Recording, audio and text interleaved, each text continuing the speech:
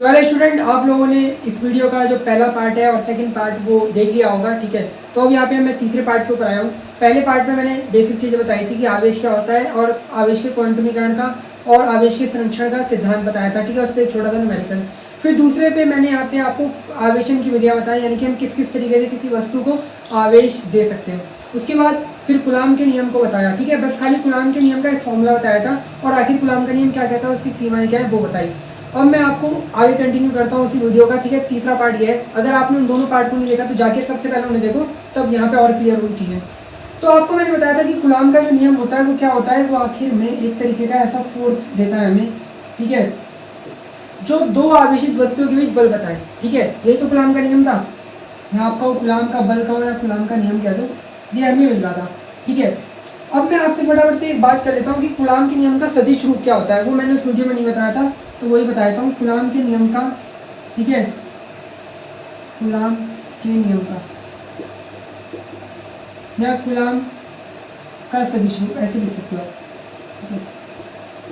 मतलब एक तरीके से यहाँ पे मैं उसका सदिश रूप बताऊंगा आपको फटाफट से, ठीक है। तो इसकी देखो हमें बोर्ड लेवल पे जरूरत पड़ती है, कभी कभी पेपर में एक दो नंबर में पूछ लेगा कि कूलाम के नियम का सदिश रूप देखो, तो इसलिए मैं आपको ये करा रहा हूँ, ठीक है। अब यहाँ पे कूलाम के नियम के लिए क्या करना है हमें, आपको पता है दो ही आवेश यहाँ पे हमने Q1 और Q2 रखे थे, ठीक है, और उनके बीच की दूरी मैंने R मान ली थी।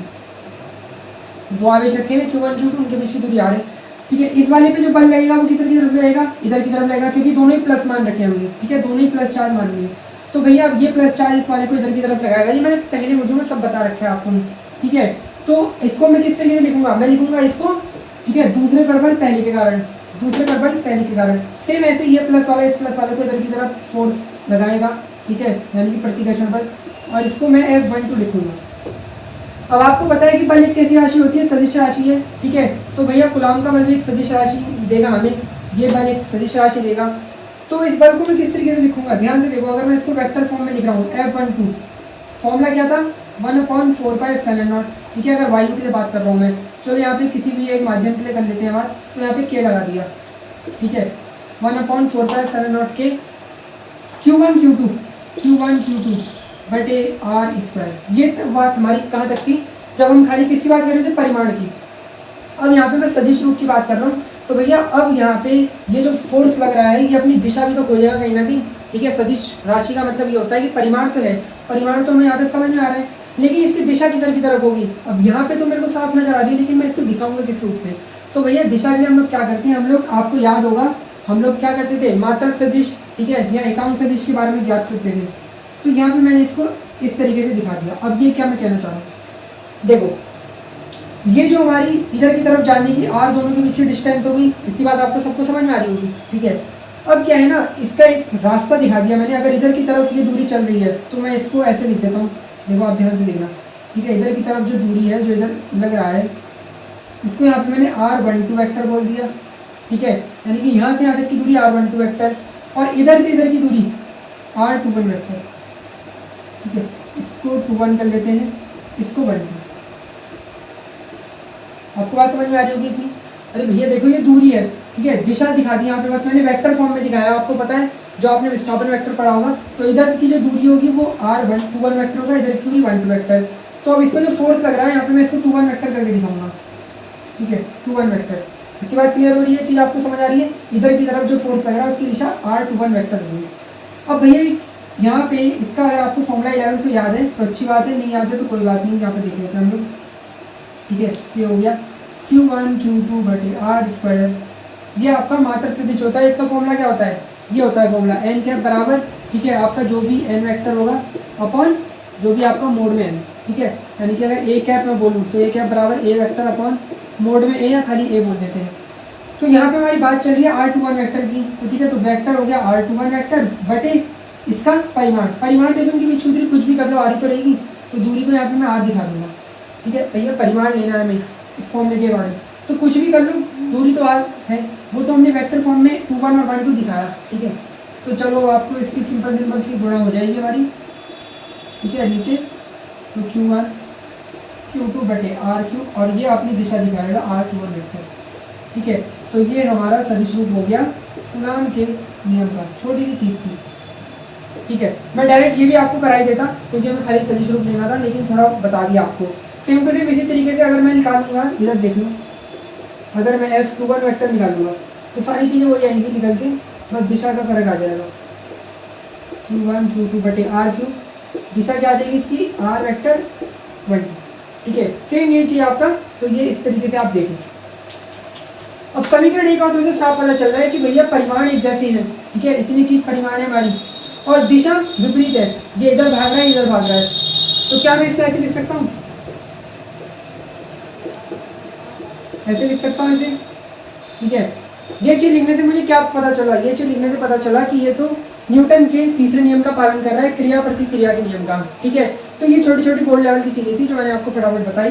सदिश रूप इस तरीके से आप निकाल लेंगे और दूसरे वाले का भी सेम ऐसे ही होगा।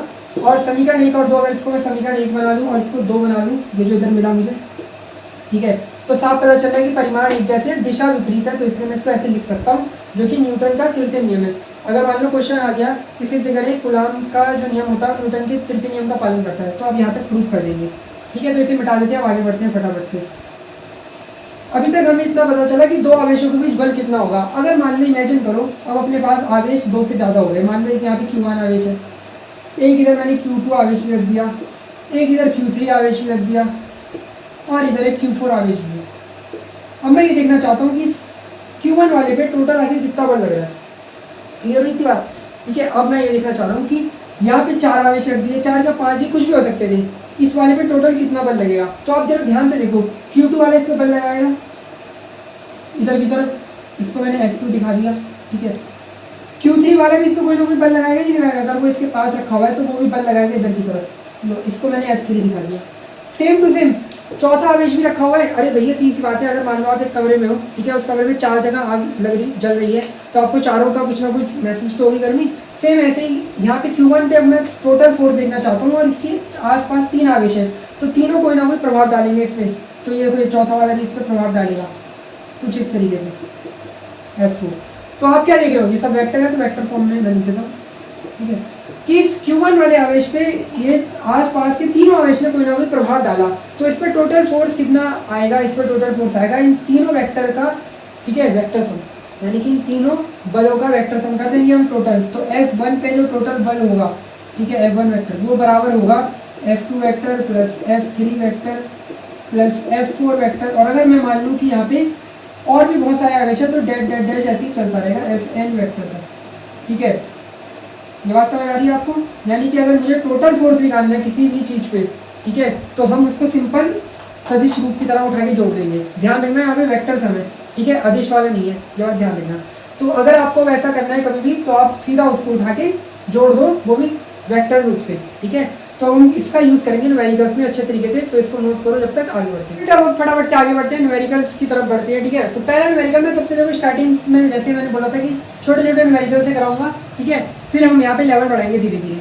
तो अभी इस वीडियो के अंदर इतने न्यूमेरिकल तो नहीं हो पाएंगे, तो अगला पार्ट बनेगा, उस पर ज़्यादा से ज़्यादा न्यूमेरिकल होंगे, ठीक है, क्योंकि अगर मैं इस पर करा दूंगा तो वीडियो बहुत लंबी हो जाएगी। तो मान लो अपने पास कूलॉम के नियम पे हम न्यूमेरिकल कर रहे हैं, ठीक है, छोटे छोटे से न्यूमेरिकल है स्टार्टिंग में। मान लो अपने पास एक ये वर्ग दे दिया हमें जिसकी भुजा ए है, ठीक है, और हमसे कह रहा है इन तीनों पे कोई ना कोई एक आवेश रखा है, यहाँ पे Q1 रखा है, यहाँ पे Q2 रखा है, इधर Q3 रख दिया हमने और इधर Q4, ठीक है। तो क्वेश्चन में कह रहा है हमसे इस टोटल Q3 पे लगने वाला फोर्स बताओ, ठीक है, आ रही बात समझ में। क्वेश्चन में हमें क्या करेगा, ये इनको हम लोग कहते हैं कि आपको एक आकृति बना के दी और उस आकृति में आपको आवेश रख दिए और किसी भी एक आवेश पे टोटल बल, ठीक है, टोटल विद्युत क्षेत्र, वो विद्युत क्षेत्र बाद में आएगा। तो इस तरीके से क्वेश्चन करेगा, आरिया समझ में। तो हमसे किसी पे भी ऐसा नहीं Q2 पे भी पूछ सकता है, Q1 पे भी, तो इन पे कह रहा है टोटल बल बताओ कितना लगेगा। तो आपका टारगेट है, आप क्या करना है, आपको इस Q3 पे टोटल फोर्स निकालना है। तो देखो आप क्या करोगे, मैंने अभी आपको बताया कि Q3 आवेश, इस पर हमें टोटल फोर्स निकालना है। इसके आसपास कितने आवेश रखे हैं वो देखो, वो सब इस पर कोई ना कोई बल लगाएंगे, नहीं लगाएंगे, बिल्कुल लगाएंगे। तो देखो हम कैसे कर रहे हैं, ये Q2 वाला इसमें फोर्स कितना, ये सब प्लस चार्ज है, इतना ध्यान रखना, ठीक है। ये Q2 वाला इस Q3 पे इधर की तरफ फोर्स लगाएगा, ठीक है, F2, इसकी बात समझ आ रही है। ऐसे ही सेम यहाँ पे जो आपका ये, इस सर में फिर इसको ऐसे लिख देता हूँ, ये Q4 वाला इस पे इधर की तरफ फोर्स लगाएगा F4, भैया देखो ये प्लस चार्ज है, इस पे इधर की तरफ धक्का देगा, ये वाला भी तो लगाएगा फोर्स इधर की तरफ, अरे ये वाला भी तो लगाएगा फोर्स, बिल्कुल लगाएगा, ठीक है। इन तीनों ने इस पे जिधर जिधर बल लगाया हमने वो दिशा दिखा दी। अब हमें टोटल पता चल रहा है इस Q3 वाले पे यार फोर्स तो लग रहा है, ठीक है, और 3 बल लग रहे हैं, तो हम क्या करेंगे, एफ नेट यानी कि टोटल इस पर जो बल है वो कुछ इस तरीके से लिख सकते हैं, F1 vector plus F2 vector plus F3 vector. अब बात रहती है हमें तो ये निकालना है F1 F2 F3, ठीक है। अब कैसे करेंगे हम लोग, तो पहले तो F1 F2 F3 निकालते हैं, ठीक है। ये बताओ Q4 इस Q3 वाले पे कितना फोर्स लगाएगा, ठीक है, यानी कि मैं F4 निकाल रहा हूँ, तो आप ध्यान से देखें तो 1/4πε0, अगर मैं बात करूँ निवात में रखा हुआ है तो नाम का बल ऐसे ही तो रखता है, ठीक है। ये चौथा वाला आवेश इस Q3 वाले पे कितना फोर्स लगाएगा वो देख रहे हैं, तो यहाँ पे होगा Q1, ठीक है, सॉरी Q4 Q3 दोनों के बीच बल बटे इनकी दूरी का स्क्वायर, ये चीज़ मैंने कर दिया। अब अगर मैं अपनी सहूलियत के लिए इस Q1 Q2 को कोई ना कोई मान तो हमें क्वेश्चन में जरूर देगा, ठीक है। अपनी यहाँ पे सहूलियत के लिए मैं इनको सबको Q मान लेता हूँ, मतलब मैंने माना क्वेश्चन में ही समझ लो दिया हुआ मुझे Q1 Q2 Q3 ये सब बराबर है, Q4 बराबर है Q के, तो मैं Q4 और Q3 की जगह केवल Q रख के काम चला सकता हूँ, नहीं चला सकता हूँ, ठीक है। लो तो Q² हो जाएगा और A², ठीक है। इतनी बात समझ आ रही है, समझ आ रही है मैंने क्या कर दिया, ठीक है। आपको क्वेश्चन में Q1 Q3 और इनके बीच की दूरी जरूर देगा कोई ना कोई, मैंने अपने यहाँ पे थोड़ा इजी बनाने के लिए सबको Q मान लिया, तो इसलिए Q4 और Q3 की जगह मैंने QQ रखा होगा, स्क्वायर हो गया, तो ये चीज़ है। सेम टू सेम इतना ही फोर्स जो ये Q4 लगा रहा है भैया ये Q2 भी तो उतना ही फोर्स लगाएगा, क्योंकि इनके बीच की दूरी कितनी है, स्मॉल a है, और Q2 और Q3 भी कितने होंगे भैया Q के बराबर है, तो मैं इसको लिख सकता हूँ यार ये F3 भी होगा, ठीक है, सॉरी F2 होगा, F2 नॉट F3, ठीक है, ऐसे लिख सकता हूँ मैं। बात रही है हमारे F1 निकालने की, F1 के हमें इस Q1 से लेके इस Q3 के बीच की दूरी देखनी है, जो कि ये चीज़ होगी, और आपको ये दूरी पता ही होगा भुजा √2 होती है, ठीक है। आपकी जो भी साइड है उसका √2 कर दो तो ये दूरी आपको मिल जाएगी। तो इधर मैं निकाल देता हूँ, उसमें को चाहिए F1, तो F1 आएगा 1/4πε0, ठीक है।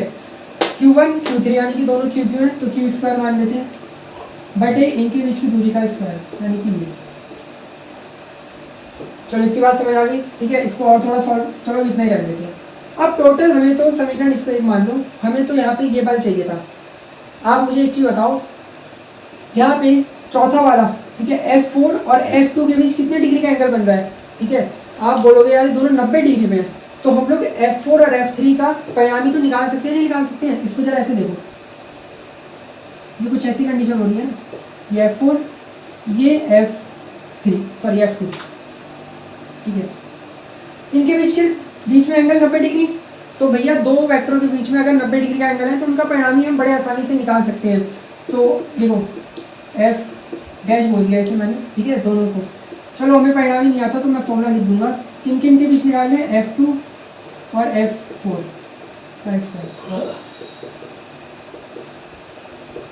तो यही तो फॉर्मूला होता है इनके बीच।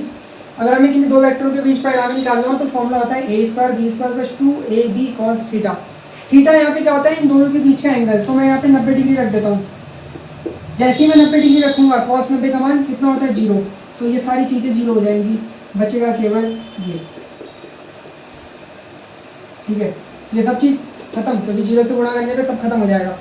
फटाफट से अब इनके को अगर मैं देखूँ तो भैया ये F4 और F2 तो दोनों बराबर है, तो मैं इसको F बना लेता हूँ, ठीक है। भैया दोनों एक दूसरे के बराबर है तो मैंने F बोल दिया इसे, तो मैं यहाँ पे लिख सकता हूँ F², इधर पे लिख सकता हूँ F², ये हो जाएगा √2F², ठीक है, यानी कि F बाहर आ जाएगा √2। ये किसका परिणामी आया, ये इन दोनों का परिणामी आया, ठीक है, यानी कि मेरे को F2 और F1, एक सॉरी ये F1 का क्या आ गया, F2 और F4 आएगा ना जब, हाँ ये F4 आना चाहिए था, मैंने यहाँ पे F3 लिख दिया तो गलत हो गया था, F4 और F2 और F1, ठीक है। तो मेरे पास F2 और F4 का परिणामी आ गया, इसलिए मैं समीकरण 1 से ऐसे लिख सकता हूँ F1 वेक्टर बराबर, ठीक है, F1 घेरा F3 वेक्टर बराबर F1, और इन दोनों का परिणामी अपने पास आया है F√2। मैं वेक्टर फॉर्म में लिखना लिख लो, कोई दिक्कत नहीं, ठीक है। तो अब मेरे पास तो दोनों के मान है, मेरे पास F1 का मान भी है और मेरे पास इसका मान भी है, तो मैं इसको उठा के लगा रहा हूँ, तो 1/4πε0, ठीक है, F1 का मान क्यू स्क्वायर ए रूट 2 का होल स्क्वायर प्लस, ठीक है, इन दोनों का परिणामी एफ रूट 2। एफ का मान यहाँ पे मुझे पता ही है, ये रख दूंगा मैं, ठीक है। तो 1/4πε0 क्यू स्क्वायर अपॉन ए स्क्वायर और रूट 2। अब जो चीज़ कॉमन आ रही है कॉमन ले लो इसमें से, वही आपका आंसर हो जाएगा, ठीक है। इतनी चीज़ तो आप कर ही लोगे। 1/4πε0 क्यू स्क्वायर और ए स्क्वायर कॉमन आ जाएगा, जो बचा वो आपका आंसर हो जाएगा। तो ये छोटा सा सवाल था, ठीक है, मतलब इतना भी छोटा नहीं था। कहने का मतलब ये है कि सवाल में दम है थोड़ा बहुत, ठीक है। और मैं आपका ऐसे ही सवाल करा रहा हूँ, छोटे मोटे सवाल कराने से तो भैया वो तो सब करा ही रहे हैं, तो इसलिए थोड़े अच्छे सवाल यहाँ पे लेके आ रहा हूँ, ठीक है। तो ये आपने स्क्रीनशॉट ले लिया होगा, इसमें कॉमन ले लेना, आंसर आ जाएगा आपका। और अगर कुछ भी समझ नहीं आया ना तो कमेंट कर देना, ठीक है। उसमें फिर मैं जो आपको जैसे बोला मैंने कि एक हफ्ते में लाइव क्लास होगी, उसमें आपके डाउट वगैरह यहाँ पे क्लियर कर दिए जाएंगे, अगर कुछ भी आपको समझ नहीं आ रहा हो। अब आगे बढ़ते हैं, हम लोग एक छोटी मोटी आकृति और ले लेते हैं, ठीक है, फटाफट से। अब मान लो अपने को एक त्रिभुज बना के दे दे, कोई कुछ भी दे सकता है, ठीक है, और त्रिभुज में 3 आवेश रख दिए, क्यू क्यू और क्यू, और हमसे कह रहा है भैया यहाँ पे इसको ए बोल दो, इसको बी बोल दो, इसको सी बोल दो। सी पॉइंट पे रखे आवेश पर, ठीक है, सी पॉइंट पे रखे आवेश पर टोटल बल बताओ, ठीक है, ये पूछ रहा है। सी बिंदु पर कुल बल क्वेश्चन में हमसे कह रहा है, ठीक है। तो अब आप क्या करोगे, आपको पता ही है कि इसके आसपास जितने भी आपको चार्ज नजर आ रहे हैं, उनके कारण पहले तो फोर्स लगा लो इस पे। तो भैया बी बिंदु पे प्लस क्यू, इस पे इधर की तरफ फोर्स लगाएगा नहीं लगाएगा, बिल्कुल लगाएगा। तो इसको मैंने एफ बी नाम दे दिया, क्योंकि यहाँ पे एक बार मुझे F1 F2 नहीं पता था, तो मैंने इसको ऐसे नाम दे दिया। सेम टू सेम ये वाला भी इस पर कुछ ना कुछ इधर की तरफ बल लगाएगा नहीं लगाएगा, अरे बिल्कुल लगाएगा, इधर की तरफ ए वेक्टर बोल दिया, ठीक है। अब हमें इनका परिणाम ही निकालना है। अगर मुझे एफ बी वेक्टर और एफ ए वेक्टर मिल जाता, भुजा इसकी ए रख ली हमने, भुजा आपको और आवेश के मान कुछ भी दे सकता है, ठीक है। तो चलो सबसे पहले मैं निकालता हूँ, क्योंकि एफ ए बराबर क्या होगा, 1/4πε0, ठीक है, एफ ए ये, ठीक है, 1/4πε0 Q1 Q2 दोनों ही एक जैसे हैं, तो क्यू स्क्वायर लिख दिया, बटे इन दोनों के बीच की दूरी का स्क्वायर। तो भैया दोनों के बीच की दूरी कितनी है, ए स्क्वायर, ठीक है। अगर ध्यान से देखो तो भैया इसका एफ बी का मान भी इतना ही होगा नहीं, क्योंकि दोनों के बीच की दूरी ए है, दोनों चार्ज वही है, तो मैं इसको एफ बी बोल सकता हूँ। अब भैया दोनों एक दूसरे के बराबर है, तो लो एफ रख दिया, ठीक है, अपनी सुविधा के लिए सॉल्व कर लेंगे। अब दोनों के बीच कोई ना कोई एंगल बन रहा है। जब भी हमें परिणामी क्या निकालना हो, परिणामी फोर्स निकालना हो, और पता चल गया कि राशि सदिश है, उनके बीच सबसे पहले हम कोण देखेंगे कितना बन रहा है, कोण थीटा। तो इस थीटा का मान बता सकते हो आप कितना होगा। ये पूरा का पूरा त्रिभुज कौन सा बन रहा है भैया, सारी भुजा एक जैसी है, समबाहु त्रिभुज। समबाहु त्रिभुज में प्रत्येक कोण का मान 60 डिग्री। तो अगर ये 60 है तो इसका मान कितना होगा, 60। लो भैया इतना काम हो गया, अपने को एंगल मिल गया दोनों के बीच। अब हमें पता ही है, क्योंकि परिणामी या टोटल फोर्स हम कह सकते हैं, ठीक है, सी वाले पे अंडर रूट में F1 स्क्वायर प्लस, ठीक है, F1 नहीं है यहाँ पे, एफ ए और F B plus 2FA FB cos कितना 60, जो भी एंगल उनके बीच वो रख देते हैं हम लोग। परिणामी निकालने का 11 पे ये फॉर्मूला था, अगर नहीं पता तो कोई दिक्कत नहीं है, मैंने यहाँ पे फिर बता दिया आपको। अब इनके जो भी मान है सबको F1 रखा है, तो फटाफट सॉल्व कर लेते हैं। F स्क्वायर, इधर भी F, इधर भी 2F हो जाएगा, यानी कि F स्क्वायर। कॉस 60 का मान कितना होता है, 1/2, 2 से 2 कट जाएगा, ठीक है। कितना है यहाँ पे, ये F स्क्वायर और ये, तो 3F स्क्वायर, ठीक है। तो F√3, इसको और थोड़ा आगे बढ़ाते हैं। F का मान अपने को इधर से मिल गया, ये क्या है, 1/4πε0 क्यू स्क्वायर अपॉन ए स्क्वायर और √3। तो ये आपका परिणामी बल आ जाएगा सी पॉइंट पे, ठीक है। छोटे से न्यूमेरिकल है, फटाफट से देखो हम कर रहे हैं इसको। अब थोड़ा एडवांस लेवल में बढ़ते हैं। अब एक थोड़ा और अच्छे क्वेश्चन को मैं कराता हूँ यहाँ पे। ये अगर आपको समझ नहीं आ रहा हो कुछ भी तो आप मुझे बता देना, ठीक है। वैसे कुछ नहीं करना है इसमें, टोटल मैंने बोला ना आपको बल देखना है और फिर उनको निकालना है, परिणामी कोण देखना है उनके बीच। ये वाला तो बहुत सिंपल था पहले वाले की तुलना में, बहुत सिंपल। तो इसको मिटा देता हूँ, फटाफट से आगे बढ़ते हैं, ठीक है। वीडियो अगर अच्छी लगी हो तो लाइक कर दें और अपने सब दोस्तों को शेयर करें। और जो जितने भी अपने स्टूडेंट हैं जो जेईई की तैयारी कर रहे हैं वो इनको जरूर देखें, हिंदी मीडियम के, ठीक है, जो घर में बैठ के तैयारी कर रहे हैं, क्योंकि कुछ ना कुछ अच्छी सुविधा मिलेगी आपको यहाँ पे। अब मान लो एक क्वेश्चन हमें ऐसा दिया,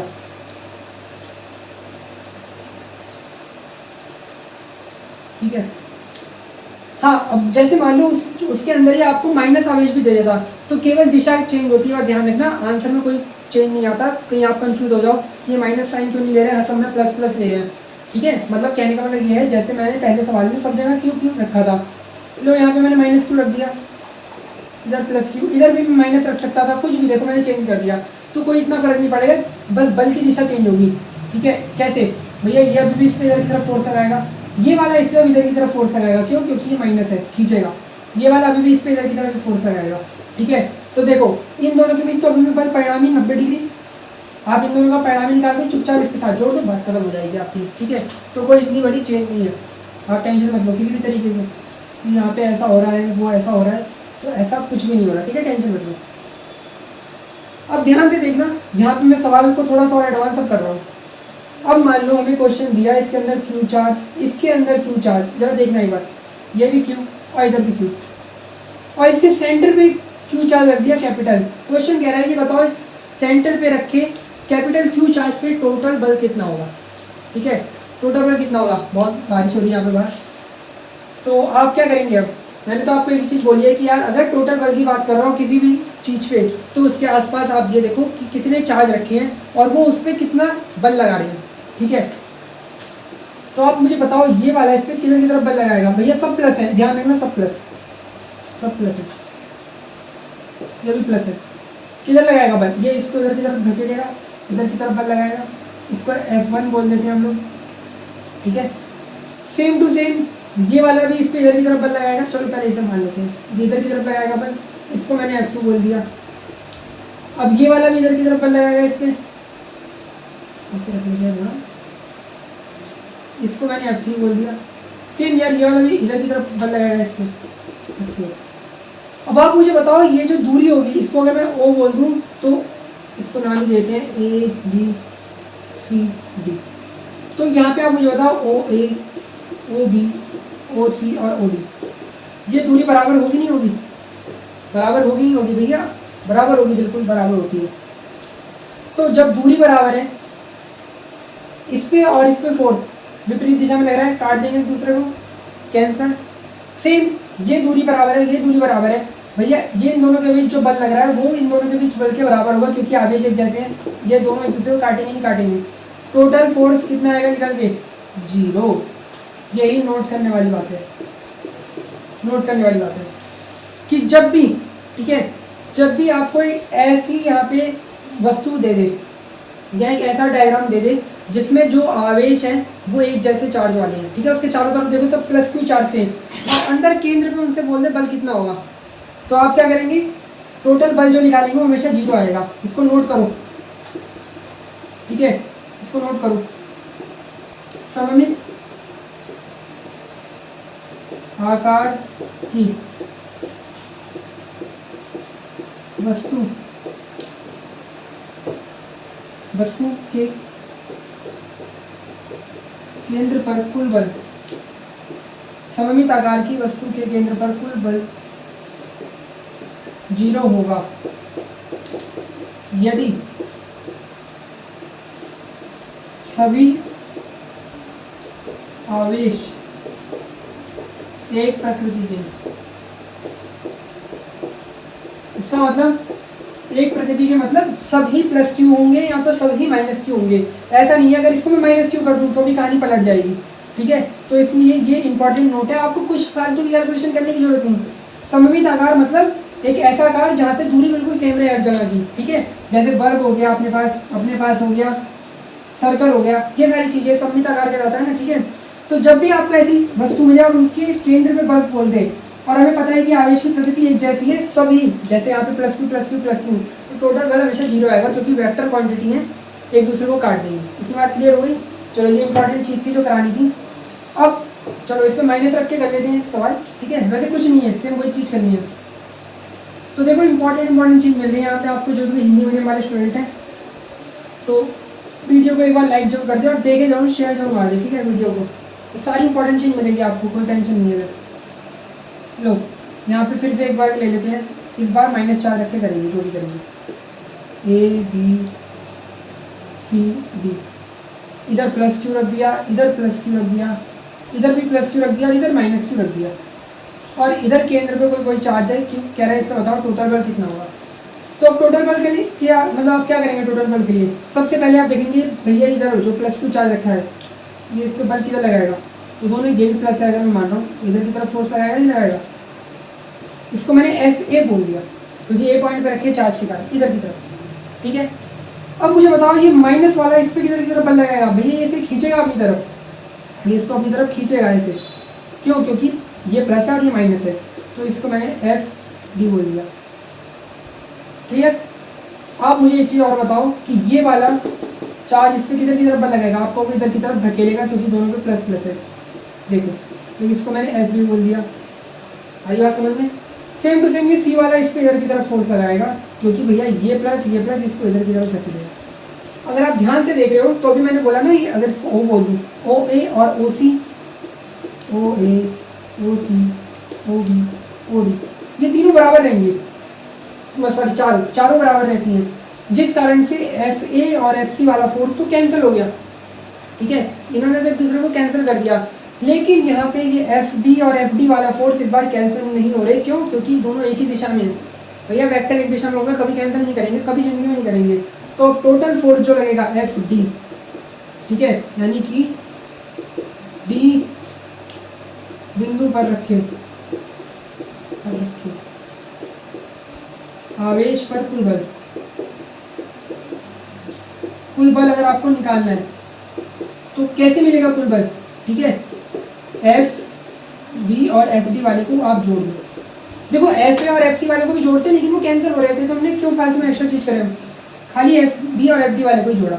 अब हमें निकालना है ये दोनों, ठीक है, तो इन दोनों को कैसे निकालेंगे, मुझे इनके बीच की दूरी मिल जाए तो काम बन सकता है। भैया आप ओ बी ओ सी ये सब कैसे निकालोगे, अभी मैंने बताया ये होता है कर्ण, ठीक है। अगर मैं वर्ग की बात करूँ, ये वर्ग जैसा लग नहीं रहा होगा लेकिन ये सही में वर्ग है, ठीक है, उसका फॉर्मूला होता है भुजा रूट 2, और हम इसका भी आधा कर रहे हैं, हम लोग उसका भी आधा कर रहे हैं, तो ये इसका कट जाएगा, तो आंसर आएगा a बटे रूट 2। अगर मैं भुजा बोल दूँ इसकी a है, ठीक है, क्लियर, इतनी बात समझ आ रही है। अरे भैया अगर मैं बोलूँ आपसे विकर्ण की दूरी कितनी होती है, तो आप कहेंगे भुजा रूट 2, हम लोग उसका भी आधा कर रहे हैं, हमें तो चाहिए ओ बी ओ सी ये सब, तो उसका आधा करूँगा तो बटे 2 करा, गुणा भाग करके इतना आ गया, ठीक है, छोटे से यहाँ पे कैलकुलेशन।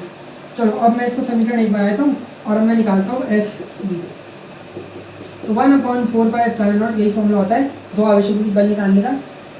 आवेश है अपने पास कौन सा, ये वाला Q और ये वाला Q, बटे इनके बीच की दूरी का स्क्वायर, तो दूरी है Q बटे रूट 2 का होल स्क्वायर। क्या यही बल इतना इन दोनों के बीच में लगेगा, माइनस चार्ज नहीं लेंगे क्योंकि सदिश राशि है, तो मैं कह सकता हूँ बिल्कुल यही होगा, ठीक है, दोनों एक दूसरे के बराबर है, दोनों का F मान लिया। तो समीकरण नंबर 1 से मैं सीधा कह सकता हूँ, समीकरण 1 से टोटल इसका एफ डैश बोल दिया, तो फिर कन्फ्यूजन हो जाएगी ना, एफ बराबर F dash plus F dash, दोनों एक दूसरे के बराबर है, 2f डैश, ठीक है। यहाँ से मान लगाओ फटाफट, इधर रख देते हैं यार, इधर कर देते हैं, ठीक है, तो 2 ऐसे ही रहेगा, 1/4πε0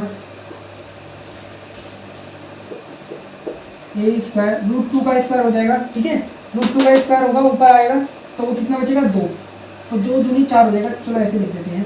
अब ये 2 और 2 4 दे देंगे, तो आंसर इतना ही आप छोड़ दो, ठीक है, नहीं तो फिर आप कन्फ्यूजन हो जाओगे, एक लाइन में एक्स्ट्रा लिखना नहीं चाह, 2 से 2 की गुणा हो जाएगी, कोई टेंशन नहीं है, 4 मत काट देना क्योंकि इसका 1 रटा होता है सबको, 1/4πε0 का 1 9 गुणा 10 की घात 9।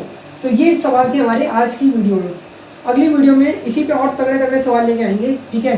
तो ये आज मैंने सवाल जो कराए आपको क्लियर हुए होंगे, अगर नहीं हुए तो कमेंट जरूर कर देना।